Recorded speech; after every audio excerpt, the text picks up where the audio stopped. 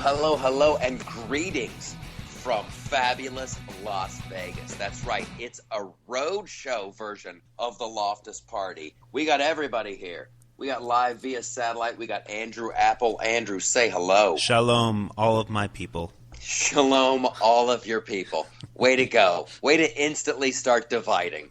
Wait, we're 10 seconds in. I was just so touched by seeing Ted Cruz making matzah this week that I just wanted to share that with everyone. Hold the phone. We got to talk about that. Ted Cruz making matzah. And who else do we have over there? Do we have Jason Anarino on the phone? What up, homies, to all my people? Oh, yay. Now we're doing it. Good old peanut butter nips. So this is the Loftus Party. You have found it. This is the companion show to the wonderful show, The Flip Side, the syndicated political comedy show. And right now, we're going to be doing some topical stuff. As we do here, it's so much fun. I really, really enjoy the podcast. I can't tell you how much it tickles me. And it's growing. We're blowing up. More and more listeners, more and more people downloading it. It's fantastic. So I just want to jump into the news right away. Because, Andrew, you said Ted Cruz making matzah? Yeah, so Ted Cruz, if you remember back in Iowa, he was denouncing Donald Trump as having New York values. Oh yeah, that's right. I don't think that's going to come back to haunt him at all. Yeah, you could kiss New York goodbye, dude. And so now, when we come up on the 19th for the New York primary, he definitely has some ground to make up. So he's been in New York trying to show that he's one of the people. So he went into a matzah factory, and he showed people he knew how to make matzah. Oh, boy. If that doesn't get the New York vote, Michael, I don't know what will. How horrible is that? How horrible is that? Because, he's like, New York, Jews, let's make matzah. Certainly they'll vote for me now. How shallow. How insanely shallow. It shows he's out of touch, doesn't it? I mean, if he wanted to win the New York vote, he should, stab somebody on camera, and then they go, now that's one of us. Bada bing. Hey, guy, I tell you what, guy, do this. Go to Long Island. Here's what you want to do. Punch a guy right in the face, guy. Get on the... I saw, didn't somebody, boo him the other day and tell him to get out of Brooklyn? They just told... So basically what happened, he was going to speak at a school in the Bronx, and boy. All of the students rallied together and said, look, if he comes to speak, not only are we not showing up, we're just flat out walking out. And so the school said, we got to cancel this. The entire student body doesn't want him here. That's horrible. See, that's horrible. Yeah, they should at least listen to the guy. I'm not the biggest fan. Seriously, what is the danger of having Ted Cruz talk? What were the students? What was precisely the scary thing about that? Well, I mean, it was a heavy immigrant community, and they didn't like what he stood for. And the argument was, well, he's been saying the same thing in all of his stump speeches. We've been hearing from him for months. We don't think he's going to say anything new. We don't like what he's saying now. And anything he says to begin with is probably just going to be pandering. So why would we want that? They should still have him. Seriously, when did that be okay? I don't like what this person's going to say, so I'm not going. I'm not allowed to do that at work. You can't, I know my boss is going to be mad because I didn't show up the other day, and I don't want to hear it, so I'm not going to go. Unfortunately, they're students, so they don't quite know that's how the world works yet. I tell you what, I can't wait till they do figure it out. Yeah, we don't like what he has to say, so no thank you. I wish you could do that in real life. You know what? That policeman pulled me over, and I don't think I'm going to like what he has to say, so I'm just going to keep on driving. I'm walking out. I'm just going to walk out. I'm just going to keep going. I don't like what he has to say. What else is going on with old Teddy Cruz? Well, yeah, I tell you what. I'll tell you this right now. I've been doing shows all week here at Brad Garrett's Comedy Club at the fabulous MGM Resort and Casino. Nice. And I'm talking a little politics on stage. And if my little comedy show is any measuring stick, Ted Cruz doesn't have a shot. People don't like him, huh? You've been asking the crowd, and he's been getting negative reactions. Yeah, I've just been kind of floating some balloons out there. Mm-hmm. Here's the deal. People are freaked out by Donald Trump. They want to like him, but they're freaked out by him. They do not like Ted Cruz. Yeah. People do not like Hillary Clinton either. Like there's no love for her, and people love to laugh at Bernie Sanders. Yeah, I really think John Kasich is going to win this whole thing. Okay, so should we jump right into presidential primary fun time then? Boy, you love this segment. You really have a thing. I get to nerd out in this segment just in ways that I don't get to in my regular. Let's do it. life. It's you know what, Andrew. You are the driving force of this show. You are the chariot of fantasticness. So go ahead. What do we got on presidential primary fun time? All right, so. I'm gonna presidential primary fun time. Womp, womp. You know what? We can't do that. That's a ripoff. Do it. Rip it off. It was Somebody Fun House on SNL. We'll get in trouble. So anyway, presidential primary fun time. Hit me. What do you got? All right. So I'm going to explain to you right now how John Kasich is going to become the nominee of the Republican Party. All right. All right. So, I think I got your back on this one. All right. So you got to give me a little leverage here because I want to make sure we get everyone on the same page. All right? Okay. So back in 2012, there was a small group of people who wanted to give a symbolic nomination on the floor to Ron Paul. Sure. At the Republican National Convention. Mitt Romney wasn't having it. He said, I don't even want to see that. So when the Rules Committee met, they created what's called Rule 40, which stated that in order for someone to be nominated on the floor, they need to have won at least 8 states. Yes. Ron Paul hadn't done it, so he didn't get the nomination. But he was spanking Romney in a lot of ways, wasn't he? Like as far as crowd turnout. Well, not unlike what Bernie Sanders. It's a lot like what Bernie's doing. Yes. The difference, though, in this case, Bernie Sanders, to his credit, has won the last 6 of the 7 caucuses and primaries, so he does have some momentum behind him that Ron Paul never had. Right. But the rules from convention to convention, they carry over. And there's a rules committee that can go in and change things, but right now Rule 40 is on the books. And just so we all can agree, the only thing that the Republican Party wants to do more than stop Donald Trump from becoming the nominee is make sure that it doesn't look like they're trying to stop Donald Trump from becoming the nominee. It's too late. It already looks like it. But in their defense, I don't think Trump is going to get quite enough votes to just lock it in. Oh, we're absolutely going into a brokered convention. There's no question about it. But when the Rules Committee meets, they can set any rule they want. That's crazy. They could just change the rules of the Monopoly game in the middle of the game? Absolutely. No question about it whatsoever. So they can change Rule 40 in any way they see fit. So basically our votes do not count at all, really, in either party? Theoretically, correct. No, they don't.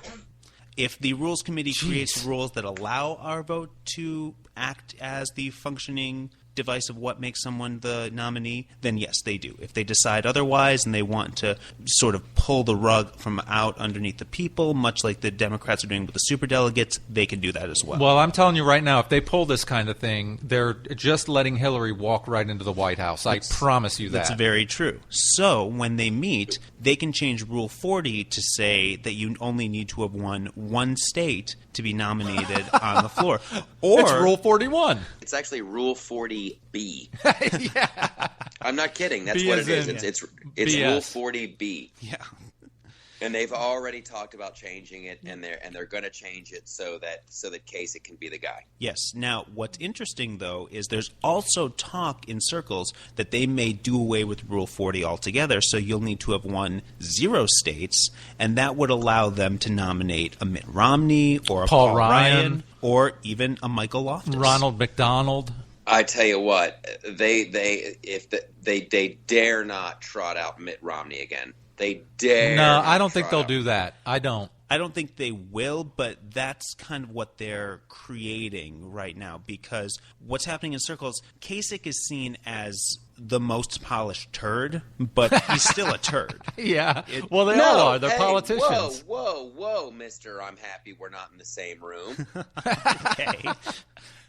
Please, no. I think John Kasich is a pretty awesome guy. I just think it's like, listen, nobody's perfect. We were talking about this on last week's show. Yes. Like, I don't have my Obama. Sure, John Kasich, there's a couple that like Common Core. We got to get rid of that. I don't like where he stands on that. And I tell you what, border security, I don't think he's strong enough on border security. But other than a couple issues, I think John Kasich would be a fine president, and I would get behind him 110%. And my friend, He beats Hillary all the time. Man, he can't even win. He can't even win in the Republican race. You think he's going to beat Hillary? She'll smoke him, brother. No, he wins.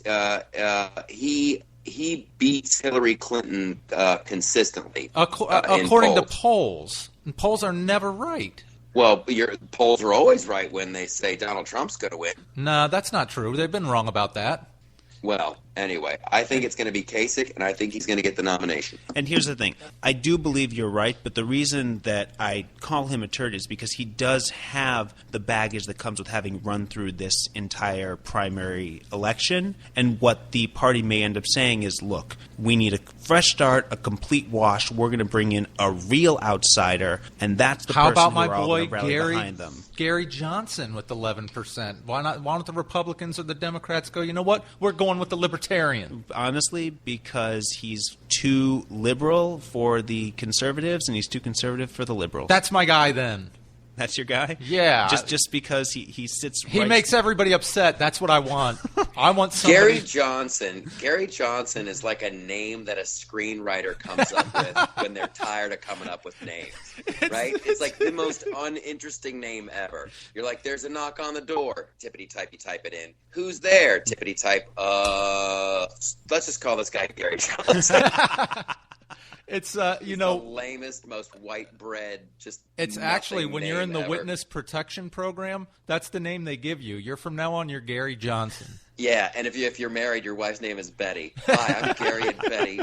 This is Gary and Betty Johnson, your next president. Oh, I see, and this is me. My bad. I haven't done any research on Gary Johnson because then now I just think he sounds fake.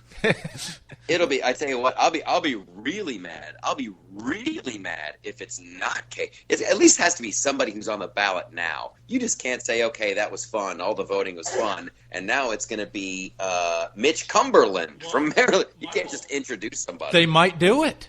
They won't. They won't. They very well could. Far. How about this curveball? What if they go crazy and somebody bumps their head and they go, Ron Paul?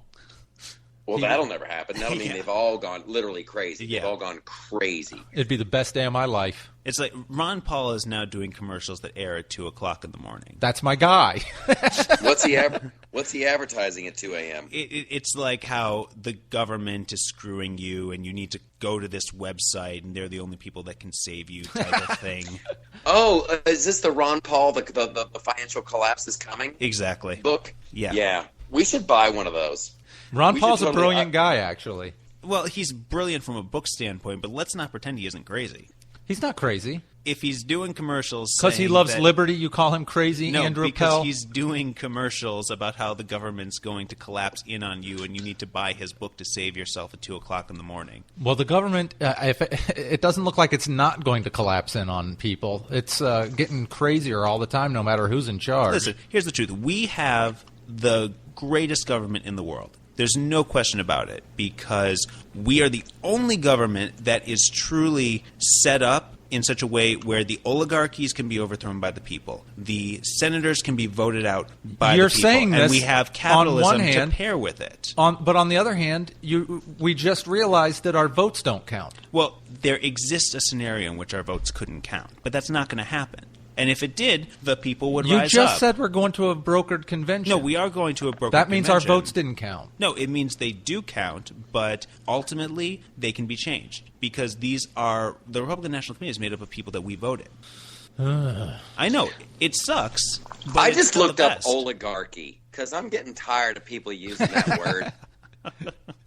Because they use it to make themselves sound smart. No, I know that's exactly what an oligarchy Andrew, that's is. exactly why you used it.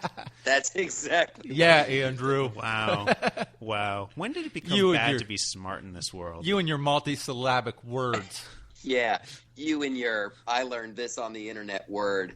Oligarchy, the definition is it's a small group of people having control of a country, organization, or institution. So let's not start throwing around oligarchy like it's a bad word. No. Because it just means an organized government.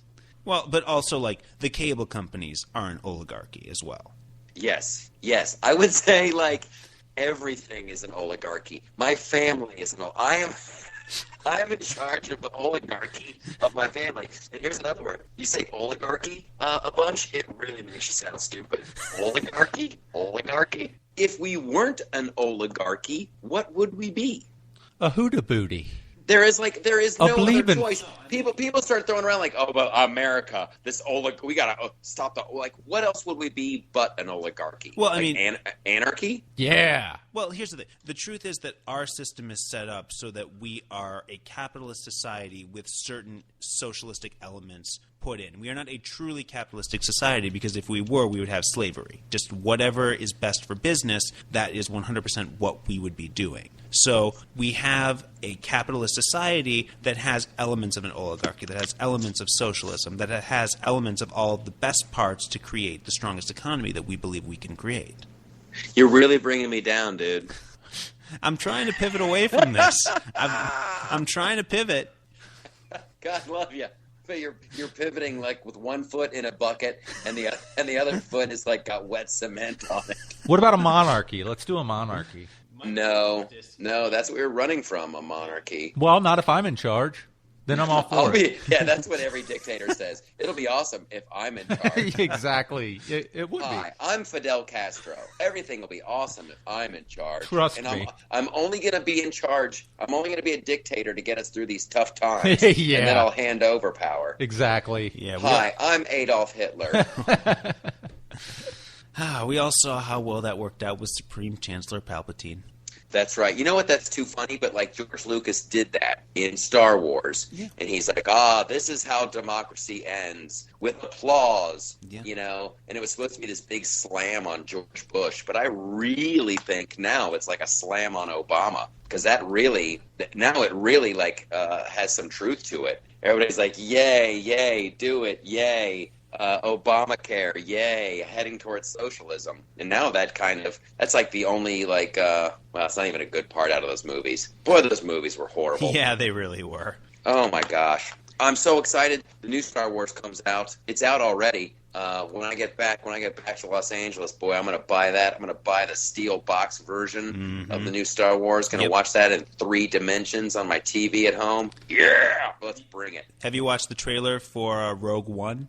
No, I have not, but my son told me that it's out, and I got to check that out. I just don't want to watch it on my phone. But is it like here? And here's the funny thing, man. Like my kids, they're on it. I said, how's the trailer for Rogue One? And Leo's like, pretty typical. Girl hero, slow motion, piano music. Yeah, that's a sharp kid, man. You've trained him well. Just like a character looks around and it's like, ooh, there you go. And then ding ding, like a little piano thing, like, oh, what's she looking at? What's she afraid of? I don't know. I can't wait to see it. And there's a lot.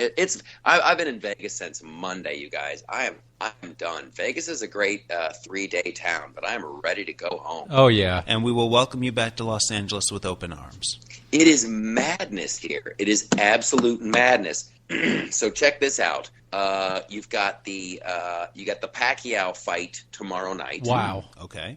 Yeah, so where I'm staying at the MGM, the Pacquiao camp and the Bradley camp, they're all set up here. You see them on the elevators and stuff. There's a ton of those people, like support crew for the fighters. You've also got Mike Tyson doing his one-man show. Excellent. Here at the MGM, so there is the chance that like Pacquiao could run into Mike Tyson. There could be like another fight within the fight. The other thing you've got going on, you got Guns N' Roses are in town. They're doing their big comeback tour. Axl Rose broke his foot the other night, but the show's going to go on. I don't know if he really broke his foot or if he just wants to be able to sit down during the show because he's a little bit bigger now. He just doesn't have the wind that he used to have. He's had too many ribs. And we should say for our listeners, though, we are recording this on Friday, so when you're listening to this on Monday, all of these things will have already happened. Yes. So this is a great way to document the excitement before it happens. Exactly. Oh, and then I guess this happened today. This is like not political stuff, but this is like Nick Cage, and he was Nick Cage was hanging out with Vince Neil, and some girl asked Nicolas Cage for an autograph, and Vince Neil lost his mind, and he like attacked the girl, and Nicolas Cage had to break up the fight. It's like Vegas is crazy. That's Vegas. Right, that's like a typical night in Vegas, isn't it? That could happen to anybody in Vegas, I would think. If you're Nicolas Cage, how do you go to Vegas? After that great movie he did, Leaving Las Vegas, how does he go to Vegas again and just not take a ton of grief from everybody? Huh? When are you leaving? When are you leaving Las Vegas? When are you leaving? All right, see what I did there? See what I did? Have another drink, Nick. So I'll tell you what he does. He looks at them and he says, I'm actually not Nicolas Cage. I'm John Travolta wearing Nicolas Cage's face. That is correct. And you know what? I kind of thought that's where you're going, and I was going to give you so many bonus points if, like, you knew the character's name. It's so great. The character from Face Off. No. I saw that. That movie was disturbing. I didn't like that movie. Because you think, oh, Face Off. It's these two guys, you know, and they're finally going to, like, square off. And no, it's literally Face Off. Yeah. Like, they're taking the face off. And when you have Nicolas Cage in a movie called Face Off, and you want him to stand there for a minute just going, face off. You get that in this movie. He did. Face off. Off. That's fantastic. That's good news. Okay, so that's what I had. That was my little Vegas report. Vince Neil and Nick Cage and Axl Rose and Guns N' Roses and Manny Mike Pacquiao. Tyson, Manny Pacquiao. It's crazy. It's crazy right now. I can't believe it. I want to go back to Los Angeles, where life is simple. The slow ways, the lazy stream of L.A. Oh, I was excited about this. Hillary Clinton's guy, I think his name is John Podesta. Did you guys hear about this? Tell us. He says that if Hillary becomes president, they're going to unlock all the UFO files. That's interesting. I think it's fantastic. It just shows you what a political machine she is. Yeah. You know, they're like, okay, there is a segment of the population that believes UFOs are real and they're space aliens. We want to get their vote, so we want to go on the record to let those people know if Hillary's president, she's going to unlock the UFO files. So, like, that'll give her the Southern vote. I saw one once. It landed in my backyard. I'm voting for her because I want to know about them UFOs. I think something's there. I tell you what, that's the one thing that like would make me happy about a Hillary presidency. Like, okay, she's ruining the country, but at least we'll know about life on other planets. Until she says, oh, I'm going to unlock the UFO thing now, and she pulls off a mask, and she's a lizard person. And you're like, oh, now it makes sense. Her policies actually make sense now. Yeah, she's from V. I think there are UFOs. I think you see so many. It's like the Bigfoot thing we were talking about on the show a couple episodes ago. You've got all these pilots that see stuff. Something's going on. It's a really, really big universe, and I think it would be an incredible waste of space if we were the only ones alive in it. I have to think that there's life on other planets. There's scientists that have gotten together and decided they want to work on technology to hide the planet Earth from aliens. I think that's a brilliant idea. I do too. I don't think we need them. No, I'm behind that, especially because we're going to have the sequel to Independence Day coming out soon. That's just a good reminder that we need to be covered from the aliens. You know what? Hey, in the new Independence Day movie, do we have Will Smith in that? We do not have Will Smith. We have Vivica A. Fox coming back, and there's a character who is playing Will Smith's character's son. Oh, then it's not a movie. It's not a real movie. I'm passing. All right, I'm looking at it on the internet. We got Bill Pullman. Jeff Goldblum. Ugh. I love Goldblum. Goldblum's awesome. He's like selling apartments now on TV. Yes, he is. It's like, what happened to his Jurassic Park money? What happened to his independent? He's been in some big movies. Why does he need to sell apartments? He needs to, and this is true, he needs to fund the Mildred Snitzer Orchestra that he performs with. Yeah. Oh, my gosh. Did you guys hear about this? I'm like, this is just a big left-hand turn for the show. But this hacker, the FBI has arrested. The guy who supposedly hacked Hillary Clinton's emails. Guccifer.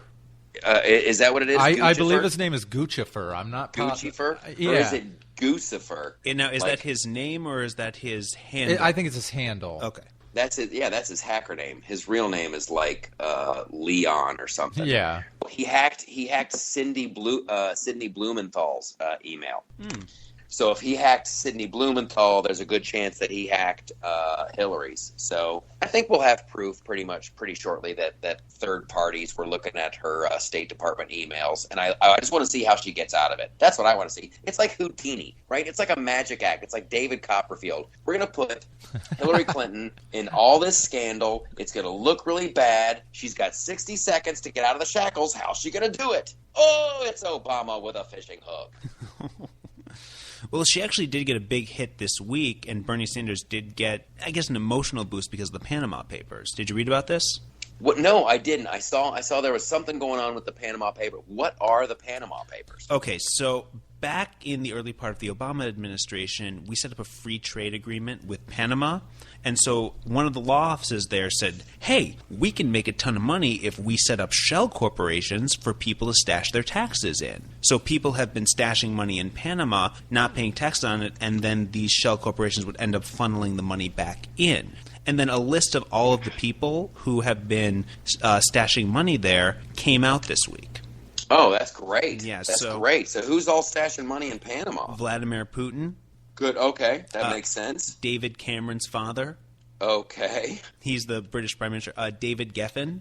Wow. Yeah. And they say that there's another list coming of all of the Americans who have stashed money there. But they say the real thing that's going to come out of this is because now there's literal proof this happened. Because we've known for years that very wealthy people have figured out tax havens and they've been putting their money in the Cayman Islands or having corporations set up in Wyoming. Now the government says, well, we can't ignore this anymore. We actually need to pass a law that's going to keep people. We can't have people keeping their own money after all. We're the government. Yeah, so, and this is what kills me. This is how crazy sick our country's gotten, that people are upset at people trying to keep their money. They're like, the Panama Papers. This is the fundamental problem I have with a lot of these Bernie people. They are talking about, these rich people, and they're hiding money in Panama, and they're so evil with their money, the rich.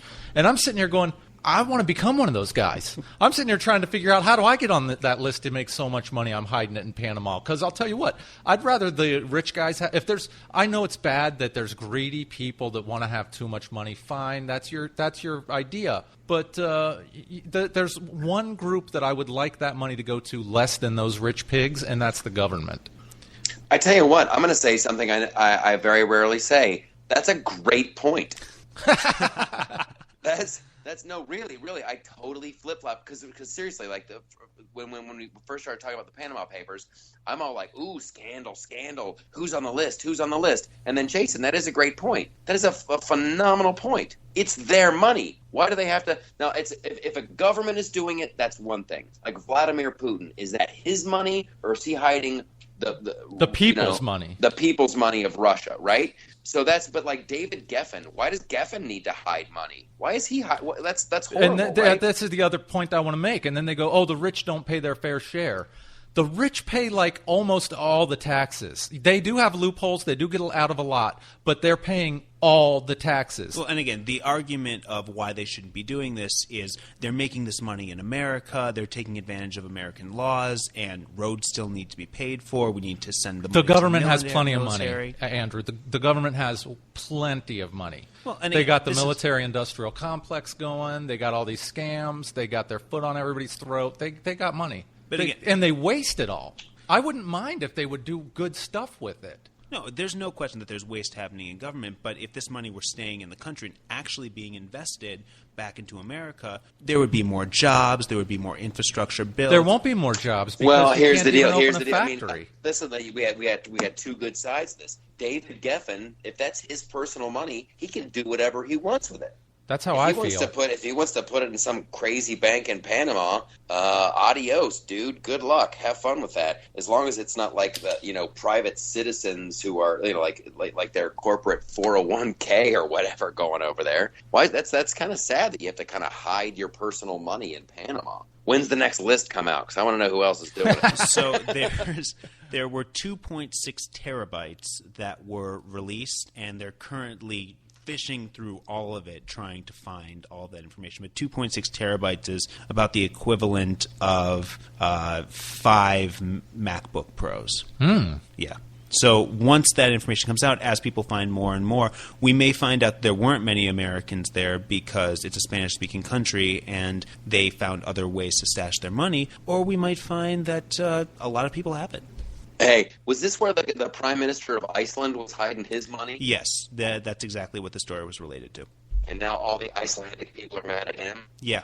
That's too bad. No, but actually tourism is becoming one of their big new ways of making money. So, it's a 4-hour flight from Boston to get to Iceland, and it's beautiful there. I hear it's incredible. I have not, but it's on the list. I went. I was over there. I did shows for about a week and a half. It was one of the best experiences of my life. Just fantastic. I've been very, very fortunate. I've been to very, very cool countries. Iceland was just right up there on my top 3.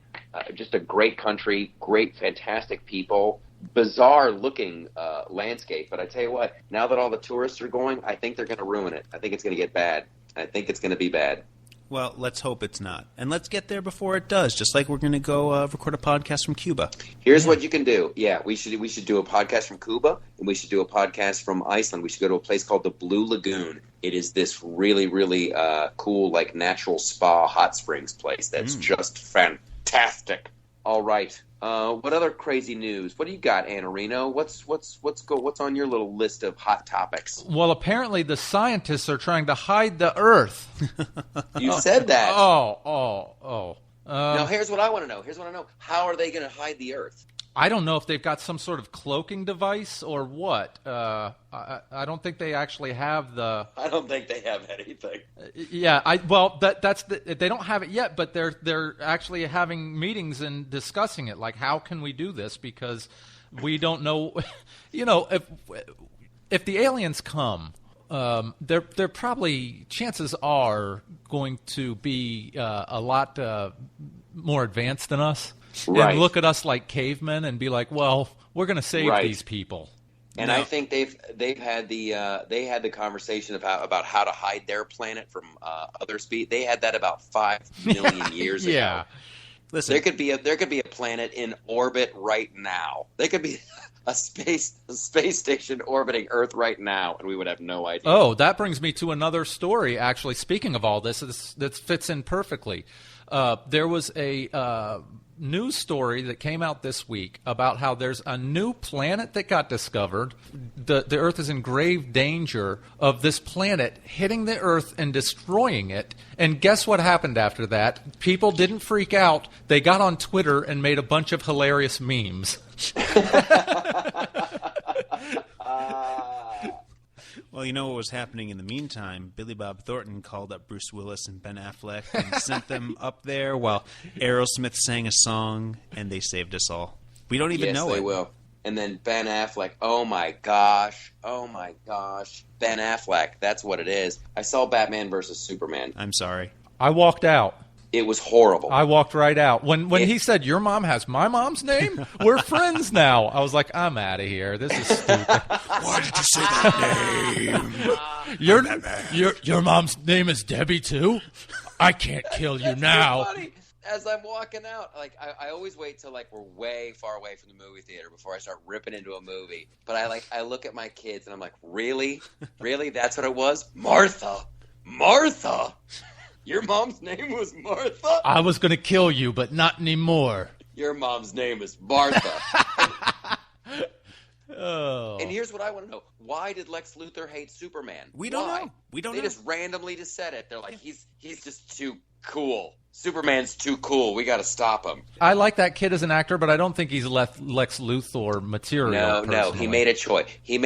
He wanted to go different from any Lex Luthor. It's like acting 101. Mm-hmm. Every other guy that played Lex Luthor kind of played him the same way, calm, cool, and collected. So Jesse Eisenberg's like, I'm going to be all shaky and stuttery. I'm going to do what Brad Pitt did in 12 Monkeys. It's like the same performance. 12 Luthors. And then since when did Batman use all the guns? That was the whole thing. Batman never uses a gun. He hates guns. A gun killed his parents. So all of a sudden Batman's just lighting people up left and right. I'm like, what film? Have they read Batman at all? Yeah, I don't know. That movie didn't quite work. But I'll tell you, the one saving grace it had, Wonder Woman. Yeah. Oh my goodness! Did you see her? Oh my god! Oh my goodness! Okay, and here's the other thing that like cracked me up. When Wonder Woman came on the screen, the first time she comes and I cannot wait till this comes on DVD because I want to make a GIF of this. She comes on the screen in the Wonder Woman thing. Okay, here's the other thing. We just took a serious like right hand turn. What was the beast's name? The Abomination. Doomsday. Doomsday. Doomsday is shooting like heat vision out of both his eyes and his mouth. He's shooting this beam that is as big around as a flippin' truck. And all of a sudden, Wonder Woman! She blocked it with her bracelets. Like, really? Really? The beam didn't hit any part of her skin? The bracelet totally deflected that giant beam? Comic book science. And then the music goes, like, she had the worst theme song ever. It was like, it's Wonder Woman. It was 3 times in a row. It was just, she's beautiful. She looked great. Love the costume. And then here's the other thing: the scene with her and the lasso, the golden lasso of truth. Yep. That was really awesome. But literally, like a couple scenes before, she's flying Coach. Like Wonder Woman flies Coach. I just thought that was funny. She has an invisible jet. Why would she fly? Exactly. And I can tell you the reason why. It's because there was a deal where they did product placement with Turkish Air, so they had to get her on a plane. Oh. Yeah. I know you're making that up, no, right? Swear to God, there are commercials for Turkish Air that feature the cast talking about flying to Gotham City and Metropolis. Oh, that's just horrible. That's just horrible. And you know what the worst part about it is like Frank Miller did The Dark Knight and The Dark Knight Returns that are just some of the best graphic novels I have ever read. Absolutely. Definitely. And in the second one is when Superman comes to stop Batman. He's like, no, you're not allowed. There's no more superheroes. We all agreed. We are all going to stop. And Batman says, no, I'm not going to stop. And if you want me to, you're going to have to stop me. And so Superman is really conflicted, but he decides he has to stop Batman. Batman decides he's going to fight back. They got all the dynamics wrong. That movie, they got them all wrong from Jump Street. It's like they honestly didn't know the characters at all. You know what? And I don't blame Ben Affleck. I thought Ben Affleck was awesome. Yeah. I would cast him again in a heartbeat. Mm-hmm. I think the Superman dude is awesome. Yep. The cast wasn't the problem. It's flipping Zack Snyder and whoever said yes to that script. Oh my Lord. Wonder Woman. Hey, did you guys hear about the new Muppet? I did not know. Yeah, they're gonna have a new. Muslim Muppet. It's about time. In the Afghan version of Sesame Street. This is only in the Afghani version of Sesame Street. Her name is Zari, and she's going to talk about girl power, and I am all for that. You go, Zari. Go, Zari. Talking about girl power in Afghanistan will get you killed. That's right. I'm telling you, it's a bold, bold move by Sesame Street. It is.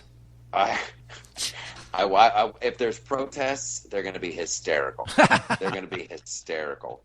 They have a little Muppet on a stick and they're going down Main Street, whatever town. This is, and the reason I bring up Zari, the Muppet that they're going to do in the Afghani version of Sesame Street, is that it's blatant that Sesame Street is trying to change the hearts and minds of the people, the Afghan people, right? I think everything that has been on Sesame Street that they pitched as a good idea, every kid watches Sesame Street. Every kid. They pushed the gay agenda. Yeah. Ernie and Bert, dude, something was going on with those two. I'll tell you that now. They were not. Come on. They pushed the trash can agenda. I like Oscar the Grouch. Before, I used to not accept Oscar the Grouch, but now I totally do. But even before that, they were dealing with racial issues. Sure. And, helping kids understand what happens after people pass away. Yeah, why did they have to do that? Why? Because parents weren't doing it. Yeah, parents weren't. Grandma would go into a magical box, and then we'd put her in the dirt, and then that's all we're going to tell you kids. But here, let's watch. Wasn't it Mr. Hooper? Mr. Hooper died? Yep. All right. So anyway, that was my little thing. I'd like to go back and look at that. Let's see what kind of, because Sesame Street kind of does does rule. They get everything they want in terms of propaganda. That's why we have President Elmo. And Elmo loves you. That's right. We're going to vote. We're going to share the money. The 1% have to pay.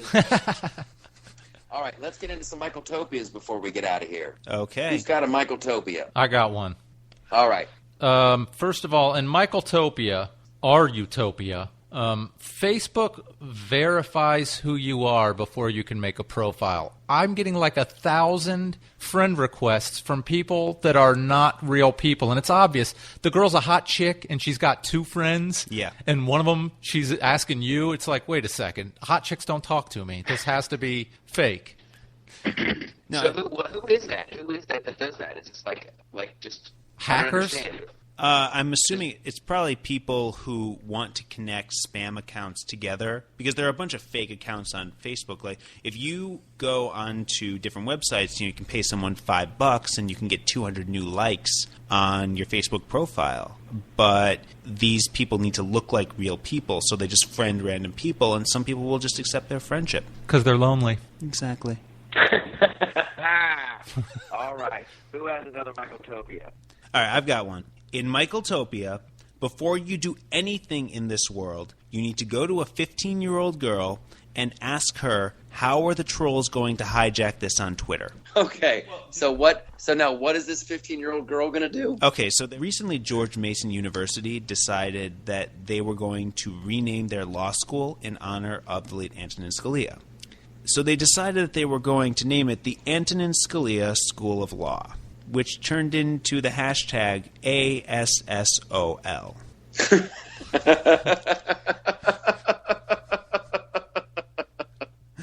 And if you had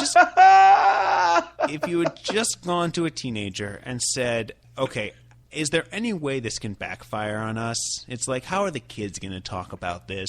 It's like, well, the acronym is ASSOL. Yes. And here, let me tell you something. There is a community outside of Columbus, Ohio called Fairfield Union, okay? Okay. The Fairfield Union years ago needed a new mascot. And the kids, always leave it to bored teenagers. So on the back of their jacket, the kids, and they got away with this for a year. They decided to become the Fairfield Union Charging Knights. Right? So on the back of all our high school jackets was F-U-C-K. The Fairfield Union Charging Knights. Okay. The Antonin Scalia School of Law. Yes. Asshole. That's great. That's fantastic. And Michaeltopia, you check out what the letters spell before you change the name. Yeah. Why not the Antonin Scalia Law School? How about that? That's what they've since changed it to. And I'm sure that they cost them like $5 million Yep. to look into that and do studies and all that stuff. Yep. All right. My Michaeltopia. I have a Las Vegas Michaeltopia. In Michaeltopia, Las Vegas, you have to look in the mirror before you leave your hotel room. I have seen people wandering around in the casinos and seriously, did you choose that outfit? Did you look in the mirror and go, yes. This is the old dirty T-shirt that doesn't even cover my gut that I want to wear. Oh, and these are the flip-flops, and these are the homemade shorts I want to wear. Oh, my gosh. And if you want to see courage, go to the pool in Vegas. There are, in Michaeltopia, hot chicks have the same amount of courage fat chicks do. Because, I have seen some big girls wearing some skimpy outfits, and then you got the hot girls in these cover-ups. You're like, hey ladies, how about you go back in the bathroom and switch outfits? Yeah, but I like the big girls. That sounds like Vegas is where I want to be. There you go. There you go. And I would have believed you if you hadn't done that little streetwise accent thing you threw on the end. Well, there's some stories we didn't get to, but it was a quality podcast. Once again, when life hands us lemons, we don't make lemonade. We set the lemons on fire and we throw them back at life. So this was a tough one. I'm in Vegas. You guys are in Los Angeles. Next week we'll all be in the same room. Yes, next we will. week's going to be crazy town. Yes, Andrew, God love you for trying to edit this mess together. I'm going to get Skype off of my phone. There's something about having a Microsoft product on my iPhone that just seems dirty and wrong. Right? I agree. Yeah. They don't like each other. We tried using this through Skype. We really gave it the old college try, and that's what I like about us. We have a can-do attitude. That is our show for this week. We did it, fellas. We covered the news. God love you. It's the Loftus Party. You can find us at Flipside Loftus on Twitter.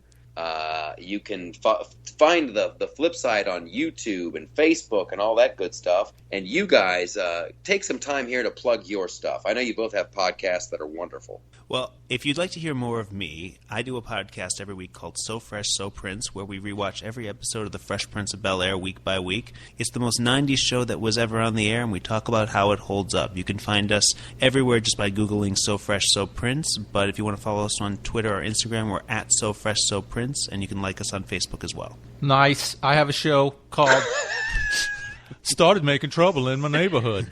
Isn't that how it goes? I got in one little fight and my mom got scared. That's great. All right, Jason, you have it's like The Road to Ruin, yeah? Yes, it's named after my life, my podcast. It's called The Road to Ruin. And it's just a show where I have interesting people on telling their funny travel stories and talking about interesting, cool stuff, man. It's awesome. The Road to Ruin on iTunes. Although, if you do enjoy this podcast, please be sure to go to iTunes and rate us 5 stars. Leave a nice comment. It really helps more people find the show.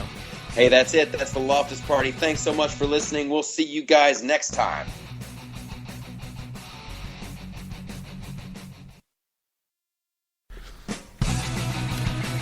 Ni hao! It's the Loftus Party. Ni hao. That's hello for our listeners in China.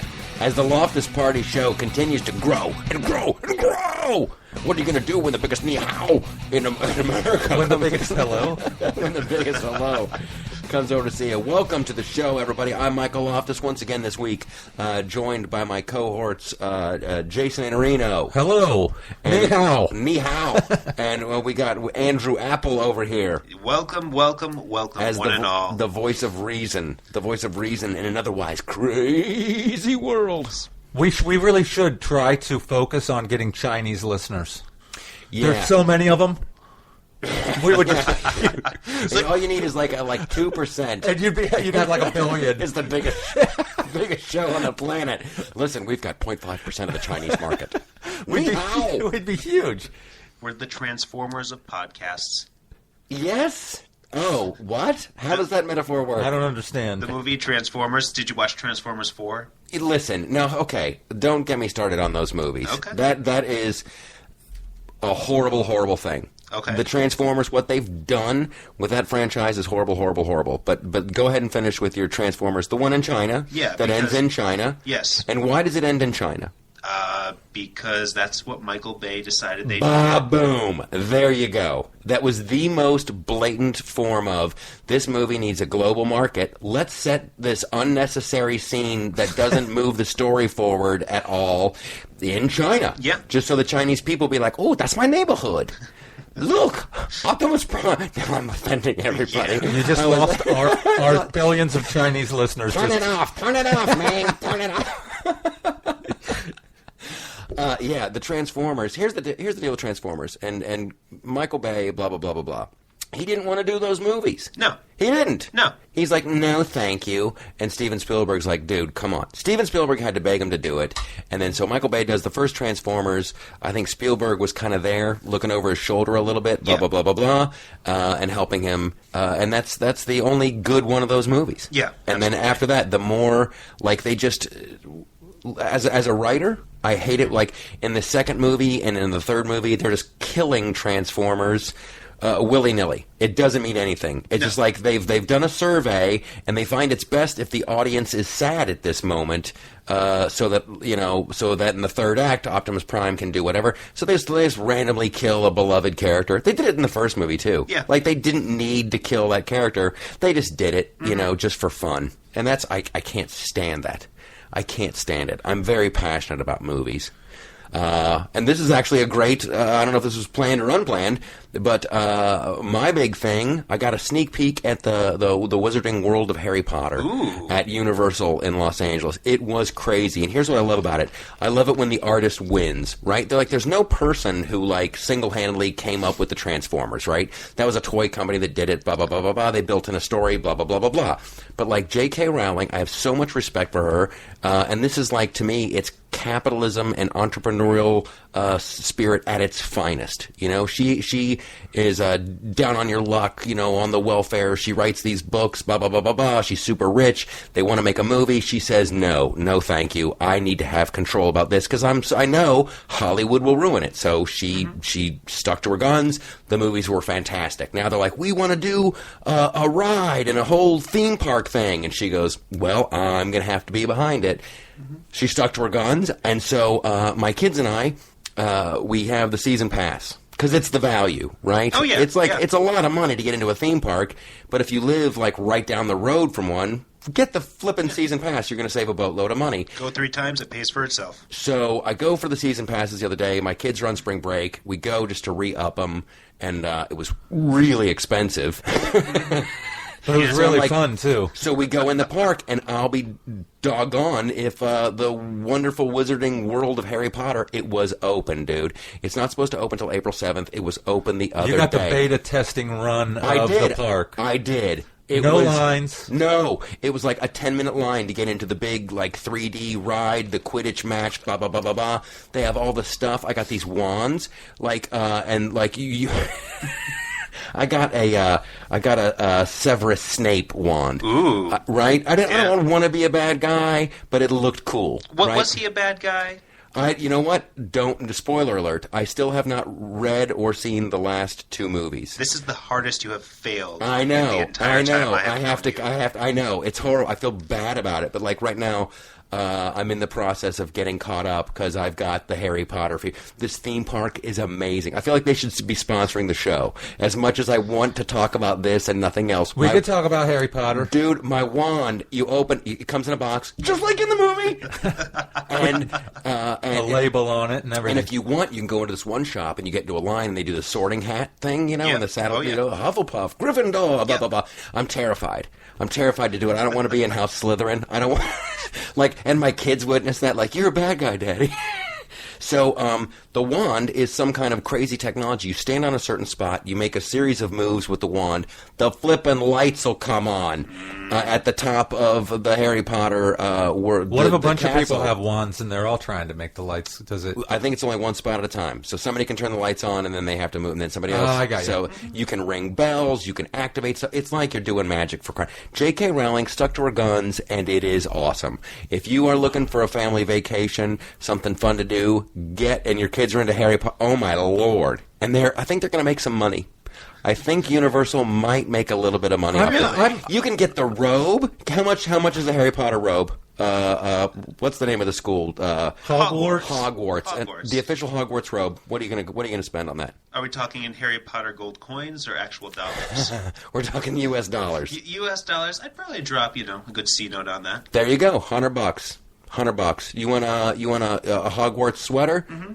Booyah! $90. Scarf. $80. That I think's pushing it. You know, Harry Potter's amazing because I'm a fan of literature. I read a lot of literature, and I think that and by literature you mean books, right? Comic books. Seriously, coloring books. We're on dicey. Like people call comic books. Oh, I read graphic novels. No, I read classic lit. I read a lot of literature. Okay. Penguin classics, stuff like that. There you go. So I read Riddler classics, Joker classics. Here's what what's amazing to me is how many people that you wouldn't think are into Harry Potter are into it. It is truly classic literature for our generation.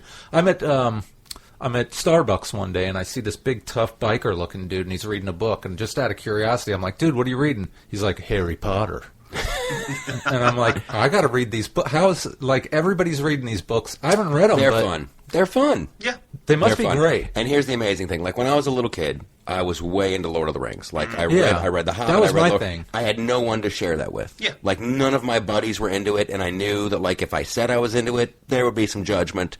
Really? Because Right? I'm okay with it. Well, now you are. There's a Yeah. series. There's hit movies and blah blah Yeah. blah, and now there's a thing called the internet. What an amazing time kids live in, because if you're into something, there's the internet, and you can find a cajillion other people. Let's say you like right of center comedy shows, and you don't know where you can go on the internet. You find the Flip Side. And then you go to the Flip Side website and you find out where to watch it. And you find out, oh my gosh, this great comedy show is on U2 America and it's on FETV and they've got nationwide coverage. Yep. So you've got that. And a lot Like, of little kids listen, are looking for that. But like when I was a kid, like way into Lord of the Rings, there was no like amusement park that was No. like insanely No. realistic. There was no looking. internet. Insanely realistic. Yeah, there was no internet. I remember when my friend Maylee Esberg, Chinese Jewish girl, Ming Hao. Or what was it? Ming Ni hao. Ni hao. Her dad was a computer guy, and he was like, they were the first family I ever knew with the internet. Yeah. And I remember him explaining it to me. He goes like, now this computer is actually talking to another computer, and that's where. So you're not playing. It was like chess. We were Yeah. playing chess. You're not playing chess on this computer. It's another computer, and they're talking together. And I'm like, that's crazy. It's like It'll Star never- Trek in here. It'll never catch on. My buddy Jack had like one of the first like 2,000 names on AOL. Remember when you get the AOL discs yeah. in the mail, like Oh, yeah. 40 hours I remember free? that. Yeah. Now we're going down memory lane. Anyway, the Harry Potter thing is amazing. You definitely got to go. It's so much fun. I can't wait to go back. We went back yesterday, and it wasn't open yet. The big opening is April 7th. We just got incredibly lucky. We went in, and they were like, literally like beta testing. Did you it. know that this was going to... Did you just show up and you're like, oh my gosh. It was like Christmas in March. It was insane. It was like the luckiest, most wonderful thing ever. So like, I'm flying through the money. I'm like, we gotta get the wands to do we gotta have a thing of butterbeer. We gotta go over here. We gotta get a chocolate frog and correct. We just crushed it. We crushed it. I didn't do the sweaters and the. Okay. But I got a Gryffindor. I got this sweet like Gryffindor T-shirt. Right. It's just totally. What is Gryffindor? Gryffindor's like where the good guys. We're going to the go house. way too far down the rabbit hole if we start explaining to you everything. You just got to read the book. Yeah. See, it doesn't seem like on the surface it would be appealing to me, but the more I hear people love it, the more interested and fascinated I am by it. It is here's the thing, and it's like, and this is what I'm trying to do with the Loftus Party and the website that'll be coming out very soon. There's no like artistic community for people who like think politically the way we do. Right? There's no like right of center, like, hey, we're like-minded people. You've got an idea. I like that whole idea of like an artistic co-op where people can share ideas and like it's like being a stand-up. And I think this is where it comes from. Like if you go to New York and do stand-up, and first of all, you're going to get the hi-hat from a lot of the other like the regulars. Yeah. You go on stage, you're funny. You come off stage, and dudes will be like, "Hey, that was pretty funny. That bit that you did about the BMW and the VW bus, you could say this at the end." They'll start giving you punchlines and helping you out. You're part of a community of comedians. You don't really get that in L.A. because the stakes are so high. Yeah. But in most comedy clubs across the country, there's like this like fraternity of stand-ups. You know what I'm talking about, Jason? Camaraderie, yeah, definitely. But like, there's nothing like that for like conservative, and there needs to be a home for that, you know. And so. I'm always rooting for like the artist to win, and when things are done by a committee, they're usually ruined, and that's what I like about Harry Potter and Lord of the Rings. Like if you would test the opening chapter of Harry Potter, you'd give it to a Hollywood think tank, they would kill it. They're like, well, it can't be that bad. His parents can't be dead, and he's living under the stairs with his. That's a little mean. How about he's got a small? They would change everything. Right. So I just like it when somebody has a vision and they stick through it, and it works out for them. It's great. That's capitalism. She took the risk. She gets the reward. I don't care that she's richer than the Queen of England. I really don't care. No, she's a good person. Seems like it. Yeah. Yeah, right. Yay, hooray, capitalism. Yay, hooray, Harry Potter. How many Harry Potter books are there? 7. And then one more just came out. She just did a prequel. So technically, So within the canon of the actual Harry Potter books, there are 7. There is also Fantastic Beasts and Where to Find Them, which is sort of a spin-off that they're turning into 3 movies. And then there is Harry Potter and the Cursed Child, which is a play that is currently in London. There's a lot of Harry Potter. And they released the script as a book. Wow. Yeah, here's the wonderful thing. She's like the George Lucas of this. She has this whole universe worked out in her mind, just like George Lucas has Star Wars worked out in his mind. And that's the other, this makes me nervous as a Star Wars fan, and I think it makes George Lucas. I'm a little worried about Star Wars. I think when Disney gets a hold of the Force, some Disney things are going to happen. Definitely. And listen, you can't pick up a house with the Force. Like Yoda could pick up a spaceship, Yeah, but he was like him.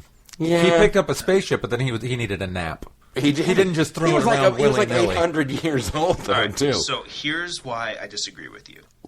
Because the movies... On what? The movies cannot be bad. The movies, no matter what, need to be something that the fans enjoy. They need to stay canon, or people are going to stop showing up. Yes. Because the real money in Star Wars was, and always has been in the ancillary products. The merchandising. The merchandising.